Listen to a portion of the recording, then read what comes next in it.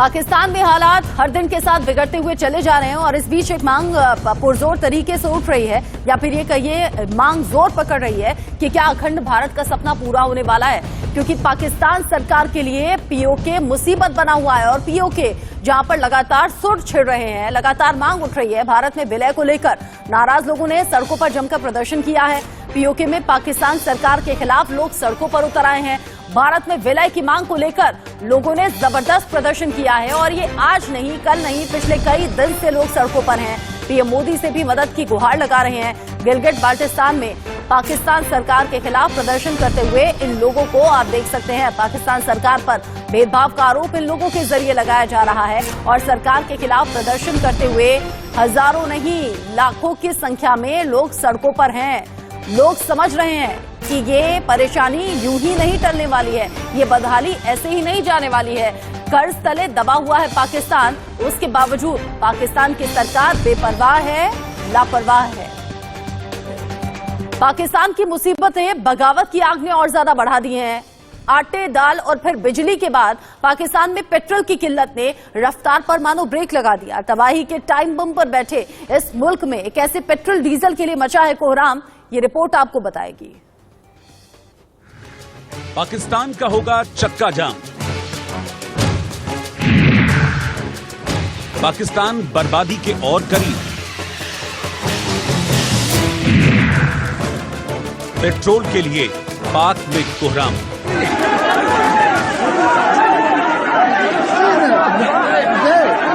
पाकिस्तान में बिजली का इंतजार और आटे की लाइनें अभी खत्म नहीं हुई थी कि एक और मुसीबत पाकिस्तान के गले पड़ गई। पाकिस्तान के पेट्रोल पंप की दो तस्वीरें देखो। या तो पेट्रोल पंप पर लोगों की भारी भीड़ दिखेगी या फिर सन्नाटा, क्योंकि पेट्रोल की कमी के कारण अब कई पंप बंद किए जा चुके हैं। पेट्रोल पाकिस्तान में नहीं है, बत्ती पाकिस्तान में नहीं है, सुकून पाकिस्तान में नहीं है, गैस पाकिस्तान में नहीं है। तो अब जो चीज पाकिस्तान में है उस पर हैरानगी होती है, जो चीज नहीं है उस पर हैरानगी कोई नहीं होती। अल्लाह अब कोई फरिश्ते टाइप भी कोई शख्स भेजेगा कि जो ये कहेगा कि है पाकिस्तान में पेट्रोल है, बत्ती है, पानी है, तो अदरवाइज अब अगर कोई चीज नहीं है तो उस पर हैरानगी नहीं होती।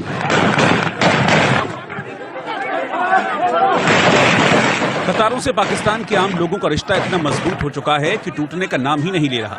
आटे की लाइन की कतार खत्म नहीं हुई कि पेट्रोल पंप पर लोगों की लंबी लाइनें दिख रही हैं। पाकिस्तान के पेट्रोलियम डिवीजन ने स्टेट बैंक ऑफ पाकिस्तान को चेतावनी दी है कि पेट्रोलियम उत्पादों के भंडार जल्द ही सूख सकते हैं, क्योंकि बैंक आयात के लिए लेटर्स ऑफ क्रेडिट देने से इनकार कर रहे हैं। पाकिस्तान में तेल उद्योग को अमेरिकी डॉलरों की कमी के कारण एलसी देने में दिक्कत आ रही है। इसके कारण पाकिस्तान स्टेट ऑयल को तेल का एक कार्गो पहले ही रद्द करना पड़ा।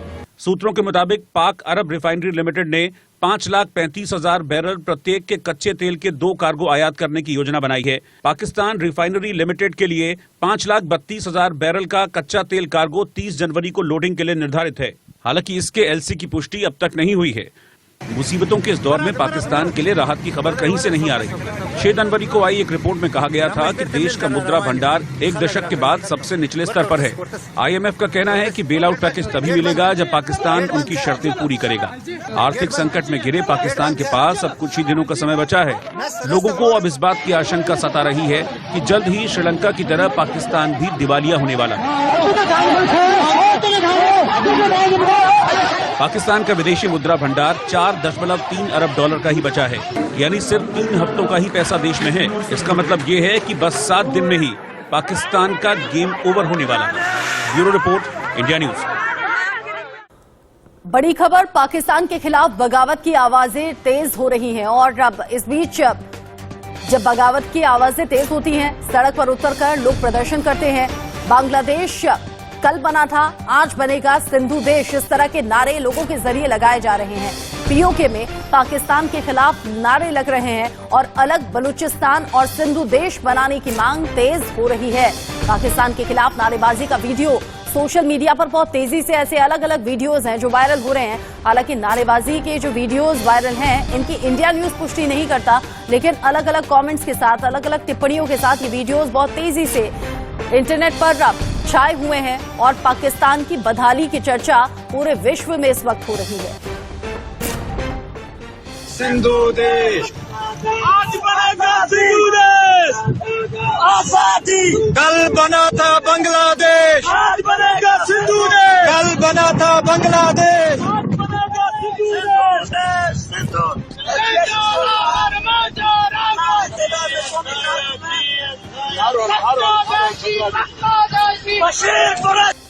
सिंधु देश आज बनेगा सिंधु देश।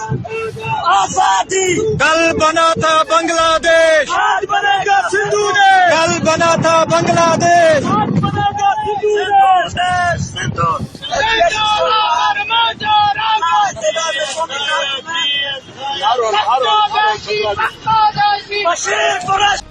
सिंधु देश आज बनेगा सिंधु देश। आजादी की मांग हो रही है, अलग सिंधु देश बनाने की मांग हो रही है। लोग कह रहे हैं कल बांग्लादेश बना था, आज सिंधु देश बनेगा। और इससे पहले प्रधानमंत्री नरेंद्र मोदी से भी मदद की गुहार इन लोगों के जरिए लगाई गई थी। भारत में विलय करने की मांग उठी थी। संजीव श्रीवास्तव पाकिस्तान मामलों के जानकार हैं, हमारे साथ जुड़ गए हैं। इन्हीं तस्वीरों पर बात करेंगे। संजीव जी, पहली बार नहीं है पाकिस्तान की बदहाली पर इन दिनों हम चर्चा चल रही हो। अगर पाकिस्तान की बदहाली की चर्चा इतनी ज्यादा इंटरनेट पर है, अगर सोशल मीडिया पर इतने ज्यादा वीडियोस वायरल हैं, तो इसे क्या समझा जाए? अगर बदहाली है, अगर कंगाली है, अगर दिवालिया होने की कगार पर है पाकिस्तान, तो आखिरी वो वक्त कितना बचा है उसके पास? देखिए, पाकिस्तान की जो आर्थिक हालात हैं वो बिल्कुल बैंकरप्सी की कगार पे पाकिस्तान खड़ा है। और पाकिस्तान अब विखंडन की तरफ भी तेज गति से बढ़ रहा है। जिस तरीके से आपने अपनी रिपोर्ट में बताया कि वहां पर आजादी की मांग विभिन्न प्रांतों में चल रही है, चाहे वो सिंधु देश की मांग हो, चाहे वो पश्तूनिस्तान की मांग हो, चाहे वो बलूचिस्तान की मांग हो। और जाहिर है कि पाकिस्तान में जो तहरीके तालिबान पाकिस्तान है वो एक अलग सरकार भी उसने घोषणा कर दी है कि वो एक अलग सरकार चला रहा है खैबर पख्तूनख्वा के इलाके में। तो जाहिर है कि पाकिस्तान जो है जिस तरीके के हालात हैं वहां पर वो बैंकरप्ट तो हो ही सकता है, कम से कम 4 भागों में विभाजित भी हो सकता है। हाँ। इस तरीके के वहां पे सिनारियोज दिख रहे हैं। और ये जो पाकिस्तान की जो दयनीय स्थितियां है, ये पाकिस्तान के जो हुक्मरान है, खासकर वहां की जो आर्मी और ISI है, उसकी वजह से ही ये हो रहा है। और पाकिस्तान के हुक्मरानों ने अपने वेस्टेड इंटरेस्ट को हमेशा अपने देश के हितों से ऊपर रखा और आतंक का सहारा उन्होंने अपने वेस्टेड इंटरेस्ट को सिद्ध करने के लिए लिया। भ्रष्टाचार में वो डूबे रहे। और जाहिर है कि पाकिस्तान की जो आवाम के अंदर जो गुस्सा है वो लगातार बढ़ता रहा है। और आज उसका परिणाम ये हो रहा है कि वहां पर चाहे वो जैसे आपने सिंधु देश की बात बताई अपने रिपोर्ट में, उसी तरीके से पश्तूनिस्तान हो, बलूचिस्तान हो, खैबर पख्तूनख्वा के इलाके, हर जगह जो है वहाँ ऐसी है पाकिस्तान पर छाई हुई जो दूर होने का नाम नहीं ले रही। लेकिन संजीव जी, इन सब के बीच में सोशल मीडिया पर एक मांग बहुत तेजी से उठ रही है, उसके बारे में चर्चा हो रही है। लोग कह रहे हैं अखंड भारत का सपना पूरा होकर रहेगा। देखिए, भारत का जो वास्तविक जो स्वरूप है, भारत की जो वास्तविक जो पहचान है वो बहुत बड़ी है और वो एक अखंड पहचान है। और जाहिर है कि जो लोग भारत से गए, जो ऐसे साजिशों के तहत तमाम बंटवारे के आधार पर, तमाम सांप्रदायिकता के आधार पर, 2 नेशन थ्योरी वगैरह की जो बात करते हुए, तो ये इस तरीके के विचारों का जो बीजारोपण जो था वो एक साजिश के तहत किया गया था। भारत वास्तव में बहुत बड़ा है, बहुत अखंड है और भारत का एक इटर्नल शाश्वत स्वरूप है और वो शाश्वत स्वरूप हमेशा से है। और उसमें भविष्य में यदि ऐसी कोई संभावना बनती है कि कोई फिर से वापस आना चाहेगा, तो उसके बारे में विचार किया जा सकता है। और इस तरह की मांग बहुत तेजी से उठ भी रही है। ऐसे कई वीडियोस हम अपने दर्शकों को दिखा चुके हैं, उन तक ये तस्वीरें पहुंचा चुके हैं। संजीव जी, आप रहिए, ये 1 मिनट का अपडेट जरा दर्शकों को दे दें। बर्बादी के मुहाने पर जब पाकिस्तान खड़ा हुआ है, जब कंगाली की बिल्कुल दरवाजे पर पाकिस्तान खड़ा हुआ है, ऐसे में किसी भी वक्त दिवालिया घोषित हो सकता है। पाकिस्तान मई तक दिवालिया घोषित हो सकता है, ये एक्सपर्ट्स का मानना है। पाकिस्तानी रुपए में 20 साल की सबसे बड़ी गिरावट दर्ज की गई है। महंगे टैक्स की मार लोगों पर पड़ सकती है। ऐसे में समझिए आप कि अगर 20 सालों में सबसे निचले स्तर पर पाकिस्तानी रुपए की कीमत पहुंच गई है, तो अंदाजा लगाइए पाकिस्तान के अंदरूनी हालात कैसे होंगे। 20 साल की सबसे बड़ी गिरावट, लोग लाखों की संख्या में सड़कों पर हैं। ये वो लोग हैं जिनके पास 2 वक्त की रोटी खाने के लिए नहीं है। हमने वो तस्वीरें भी देखी हैं जहां पर अनाज के लिए, आटे के पैकेट के लिए एक दूसरे को मारने के लिए भी आमादा लोग नजर आए, सिर्फ इसलिए कि आज उनके घर में चूल्हा जल सके। संजीव जी, ये तस्वीरें देखकर वाकई बड़ी फिक्र भी होती है। वो नाम लोगों के जिनका कोई कसूर है नहीं, जिनकी कोई गलती है नहीं, करते हैं पाकिस्तान सरकार में बैठे हुए लोग, भुगतना पड़ता है आम लोगों को। पाकिस्तान के हालात सुधरते हुए तो अभी दूर दूर तक नजर नहीं आते। श्रीलंका की जब तस्वीरें सामने आई थी, बड़ी चर्चा उन दिनों मीडिया में हुई थी। फिर अब सब कुछ ठंडा है, अब कोई नहीं जानता कि श्रीलंका में क्या हो रहा है, ना कोई जानना चाहता है, इंटरेस्ट नहीं है। क्या पाकिस्तान का भी अभी वही वक्त चल रहा है कि बहुत ज्यादा मीडिया में है, बहुत ज्यादा सुर्खियां हैं, फिर उसके बाद सब कुछ ठंडा हो जाएगा? नहीं, वास्तव में अगर आप देखें तो पाकिस्तान में जो चल रहे हैं, जो हालात हैं, वो बेहद दयनीय है, बेहद गंभीर है। और जो सामने खबरें आ रही हैं, रिपोर्ट्स आ रही हैं, मीडिया में जो दिखाया जा रहा है, वो उसमें सच्चाई है। हाँ। और ये जो पाकिस्तान की जो स्थिति है, आप देखिए तो उनका जो विदेशी मुद्रा भंडार है, हाँ। वो मात्र $4.3 बिलियन का रह चुका हो गया है, जो कि 3 हफ्तों से भी कम के जो रीपेमेंट्स के लिए ही काफी है। और जाहिर है कि पाकिस्तान में जो है, चाहे रिटेल वस्तुओं के दाम हो, वो आकाश छू रहे हैं। जिस तरीके की तस्वीरें दिखाई देती हैं कि लोगों के पास गैस सिलेंडर्स तो दूर, उनके पास ऐसी व्यवस्था भी नहीं है कि वो गैस का इस्तेमाल भी करें, तो वो बैलून वगैरह के अंदर गैस भर रहे हैं।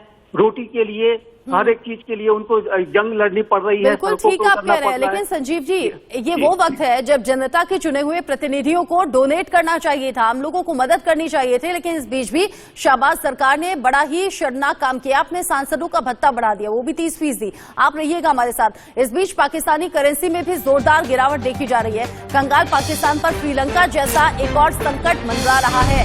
$1 की कीमत 255 पाकिस्तानी रुपए हो गई है। आटे का अकाल है, रसोई गैस की किल्लत है, जिसका जिक्र अभी संजीव जी ने भी किया। रोटी, गैस, पेट्रोल के बाद जरूरी सामानों की भारी कमी हो गई है।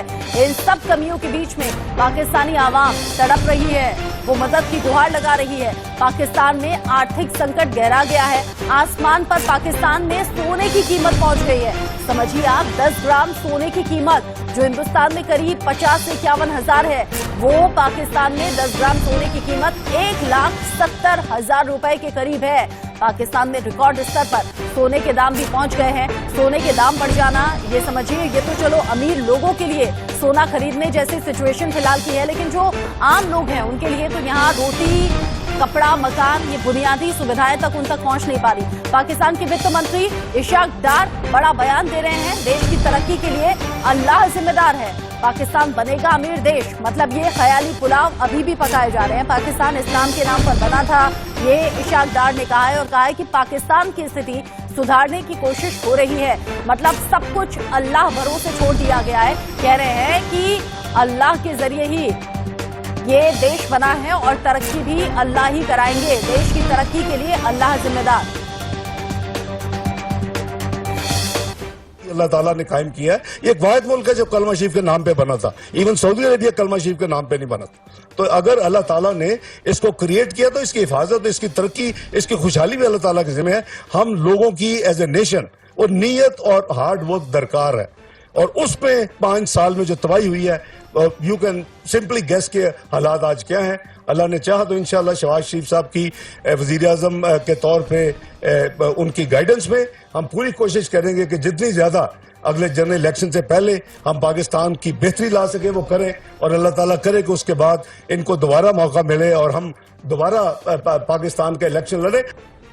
पाकिस्तान के वित्त मंत्री इशाक डार, जिनके जरिए ये बयान सामने आया है, वो भी उस वक्त पर जब पाकिस्तान बदहाली के आंसू रो रहा है। संजीव जी हमारे साथ हैं। संजीव जी, ऐसा तो हिंदुस्तान में तब कहा जाता है ना जब किसी चीज पर ध्यान नहीं दिया जाता या फिर एक तंज किया जाता है कि क्या हुआ, सब कुछ भगवान भरोसे छोड़ दिया है क्या, सब कुछ राम भरोसे चलेगा क्या। ऐसा ही पाकिस्तान के वित्त मंत्री कह रहे हैं। क्या सिर्फ अल्लाह के भरोसे चीजें ठीक हो जाएंगी? क्या अपनी तरफ से सरकार को कोशिश नहीं करनी चाहिए, वो भी तब जब इतनी बदहाली है, इतनी कंगाली है, शाहबाज सरकार अपने सांसदों का भत्ता बढ़ा रही है? देखिए, एक बात भी कही जाती है कि भगवान उसी की मदद करता है जो अपनी मदद स्वयं करता है। ये बात भी उतनी ही सच है जितनी कि इनका ये कहना कि अल्लाह हमारा ये करेगा वो करेगा। तो ये जो सारी जो बातें हैं उसको ध्यान में रखते हुए सबसे पहले पाकिस्तान के जो हुक्मरान हैं उनको अपने जो व्यवहार में, अपने जो नीतियों में, अपने जो भ्रष्टाचार परक जो उनका अप्रोच रहता है, जो अपना स्वार्थपरक अप्रोच रहता है उसमें पहले बदलाव लाना हो। सबसे पहले अपने जो एक्शंस में बदलाव लाना होगा, उसके बाद जो है भगवान की तरफ देखना उचित होगा। और जाहिर है कि जैसा कि मैंने कहा कि ईश्वर उसी की मदद करता है जो अपनी मदद स्वयं करता है, और ये पाकिस्तान के हुक्मरानों ने कभी भी नहीं किया। पाकिस्तान के जो वास्तविक जो यहाँ पे दैनीय आर्थिक हालात हैं, चाहे सामरिक हालात हैं, चाहे पाकिस्तान अब विखंडन के रास्ते पर बढ़ रहा है, तो ये उसकी जो पाकिस्तान के जो हुक्मरानों की जो अपनी स्वार्थपरक नीतियां रही हैं उसी का परिणाम है कि पाकिस्तान में कभी भी जमहूरियत की जड़ों को पाकिस्तान के आज़मी और आईएसआई ने मजबूत नहीं होने दिया।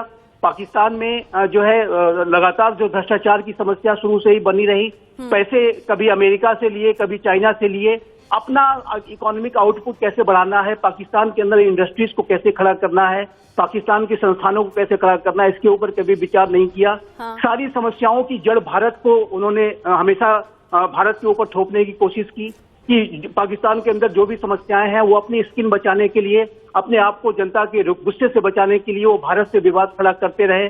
और जाहिर है कि जो पाकिस्तान में